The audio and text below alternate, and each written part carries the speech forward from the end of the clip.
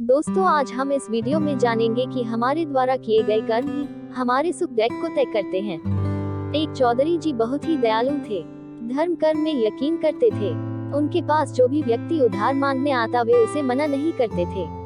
चौधरी जी मुनीम को बुलाते और जो उधार मांगने वाला व्यक्ति होता उससे पूछते कि भाई, तुम उधार कब लौटाओगे, इस जन्म में या फिर अगले जन्म में। जो लोग ईमानदार होते वो कहते, चौधरी जी हम तो इसी जन्म में आपका कर्ज चुकता कर देंगे।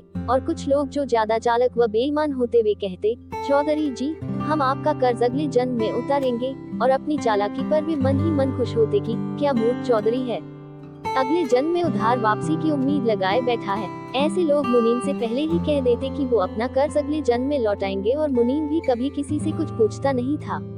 जो जैसा कह देता मुनीम वैसा ही बही में लिख लेता। एक दिन एक चोर भी चौधरी जी के पास उधार मांगने पहुंचा। उसे भी मालूम था कि चौधरी अगले जन्म तक के लिए रकम उधार दे देता है। हालांकि उसका मकसद उधार लेने से अधिक चौधरी की तिजोरी को देखना था। चोर ने चौधरी से कुछ रुपए उधार मांगे। चौधरी ने मुनीम को बुलाकर उधार देने को कहा। मुनीम ने चोर से पूछा, भाई इस जन्म में लौटाओगे या अगले जन्म में। चोर ने कहा, मुनीम जी मैं यह रकम अगले जन्म में लौटाऊंगा। मुनीम ने तिजोरी खोलकर पैसे उसे दे दिए। चोर ने भी तिजोरी देख ली और तय कर लिया कि इस मूर्ख चौधरी की तिजोरी आज रात में उड़ा दूंगा।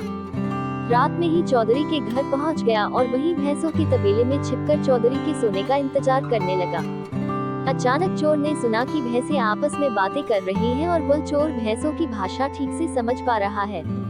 एक भैंस ने दूसरी से पूछा, तुम तो आज ही आई हो न बहन। उस भैंस ने जवाब दिया, हाँ आज ही चौधरी के तबेले में आई हूँ। चौधरी जी का पिछले जन्म का कर्ज उतारना है और तुम कब से यहाँ हो। उस भैंस ने पलटकर पूछा तो पहले वाली भैंस ने बताया, मुझे तो 3 साल हो गए हैं बहन। मैंने चौधरी जी से कर्ज लिया था यह कहकर कि अगले जन्म में लौटाऊंगी। चौधरी से उधार लेने के बाद जब मेरी मृत्यु हो गई तो मैं भैंस बन गई और चौधरी के तबेले में चली आई। अब दूध देकर उसका कर्ज उतार रही हूँ। जब तक कर्ज की रकम पूरी नहीं हो जाती तब तक यही रहना होगा। चोर ने जब उन भैंसों की बातें सुनी तो होश उड़ गए और वहां बंधी भैंसों की ओर देखने लगा। वो समझ गया कि उधार चुकाना ही पड़ता है, चाहे इस जन्म में या फिर अगले जन्म में उसे चुकाना ही होगा। वह उल्टे पांव सेठ के घर की ओर भागा और जो कर्ज उसने लिया था उसे फटाफट मुनीम को लौटाकर रजिस्टर से अपना नाम कटवा लिया। दोस्तों, हमें इस प्रसंग से यह सीख मिलती है कि हम सब इस दुनिया में इसलिए आते हैं क्योंकि हमें किसी से लेना होता है तो किसी का देना होता है। इस तरह से प्रत्येक को कुछ न कुछ लेने देने के हिसाब चुकाने होते हैं।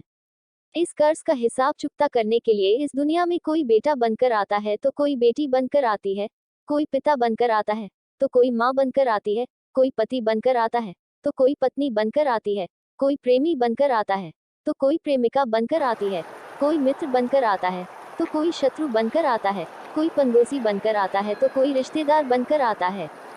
चाहे दैख हो या सुख, हिसाब तो सबको देना ही पड़ता है। यही प्रकृति का नियम है।